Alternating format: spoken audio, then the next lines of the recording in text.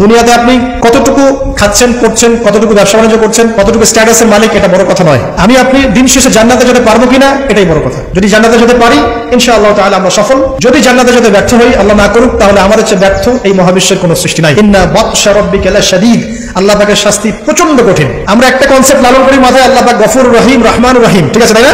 একই সাথে আল্লাহ পাক কিন্তু শাদীদুল ইকাব বটে। আল্লাহ পাক একই সাথে কিন্তু কঠোর শাস্তি দাতাও বটে। এটা বলছেন ইন্না বাতশা রাব্বিকা লাশাদীদ, আল্লাহ পাক ছাড় দিচ্ছেন আমাদেরকে, ছেড়ে দিবেন না। কিন্তু তোমরা যারা এখন নামাজ পড়ছো না, সাওম রাখছো না, হারাম কাজে লিপ্ত আছো, হারাম খাচ্ছো এবং জিনায়, পর্নে, মাদকে লিপ্ত আছো, অহেতুক সময় নষ্ট করছো, দিনের কোনো ফিকির নাই, আল্লাহ পাক কিন্তু সবকিছু দেখছেন, আল্লাহ পাক কিন্তু সবকিছু শুনছেন, আল্লাহ রাব্বুল আলামিন সুযোগ দিচ্ছেন, সময় দিচ্ছেন, তাই বলে কিন্তু আল্লাহ পাক ছেড়ে দিবেন না কখন। আল্লাহ রাব্বুল আলামিন কিন্তু পুঙ্খানুপুঙ্খ হিসাব নেবেন, এটাই বলছেন ইন্না বাতশা রাব্বিকা লাশাদীদ, আল্লাহ পাকের শাস্তি কিন্তু বড়ই কঠিন। একটা এক্সাম্পল দিচ্ছি খালি জাস্ট।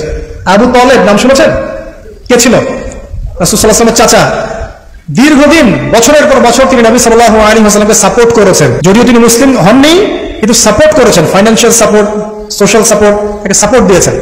কিন্তু শেষমেশ তিনি লা ইলাহা ইল্লাল্লাহ পড়তে পারেন নাই, মুমিন মুসলিম হননি। নবীকে এমন ভাবে সাপোর্ট দিয়েছেন যেটা আরবের কেউ দেয়নি তাকে। তাহলে এই ব্যক্তি কি পাবে পরকালে? সাহাবীরা জিজ্ঞাসা করছেন, আপনার চাচার কি হবে পরকালে? রাসূলুল্লাহ সাল্লাল্লাহু আলাইহি ওয়াসাল্লাম বলছেন, আমার চাচা আমাকে অনেক অনেক খেদমত করেছে, উপকার করেছে দিনের জন্য, কিন্তু ইমান নিয়ে আসে নাই। যদি সে ইমান নিয়ে আসতো, আমি তার প্রতি সুপারিশ করতাম।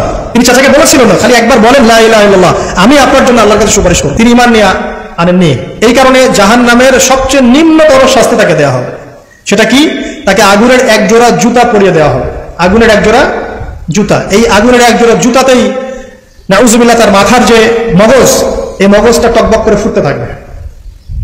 ইন্না বাতশা রাব্বিকা লাশাদীদ কিভাবে বুঝাবো? এটা হলো আবু তালেবের ব্যাপার।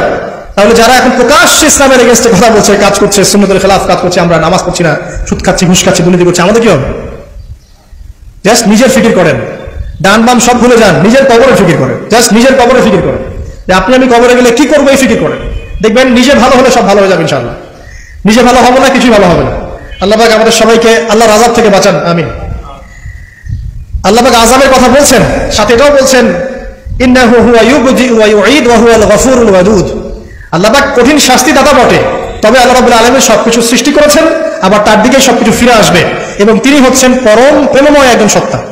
কেউ যদি আল্লাহকে ভয় করে ইনস্ট্যান্ট তওবা করে ফিরে আসে, তার জীবনে যত গুনাহ থাক আল্লাহ পাক মাফ করে দিবেন ইনশাআল্লাহ। আপনি যদি সারা জীবন শিরক করে থাকেন, যেটা মহাপাপ, জুলমান আযীম, এখনই যদি তওবা করে ফিরে আসেন, আপনার সমস্ত পাপ তো আল্লাহ পাক মাফ করে দিবেনই, আপনার গুনাহগুলোকে নেকি দিয়ে পরিবর্তন করে দিবেন ইনশাআল্লাহ। আল্লাহ পাক প্রেমময় ওয়াদুদ একজন সত্তা। আমরা আল্লাহ পাকের দয়া যদি চাই, আল্লাহ পাকের প্রেম ভালোবাসা চাই, তাহলে আল্লাহর মারিফত লাগবে না, আল্লাহকে চিনতে হবে না, আল্লাহর আনুগত্য লাগবে না, তার রাসূলের আনুগত্য লাগবে না, কোরআন সুন্নাহ ফলো করতে হবে না। এগুলো করার পর ইনশাআল্লাহ আমরা আল্লাহ পাকের রহমত পাবো ইনশাআল্লাহ। আমরা আশাবাদী। আল্লাহ পাক আমাদেরকে তার রহমত দিয়ে ঘিরে রাখুন, আমিন। ওয়া হুয়াল গফুরুর ওয়াদুদ যুল আরশিল মাজিদ, আল্লাহ পাক বলেন তিনি মহান আরশের অধিপতি। আরশ সম্পর্কে একদিন বলেছি আমি যে এই কুরসিটাই মহাবিশ্বকে ঘিরে রাখছে। আর এই কুরসিটা আরশের তুলনায় এমন যে একটা মরুভূমিতে একটা ঢাল ফেলে দেন, একটা মরুভূমির মধ্যে একটা থালাকে ফেলে দেন,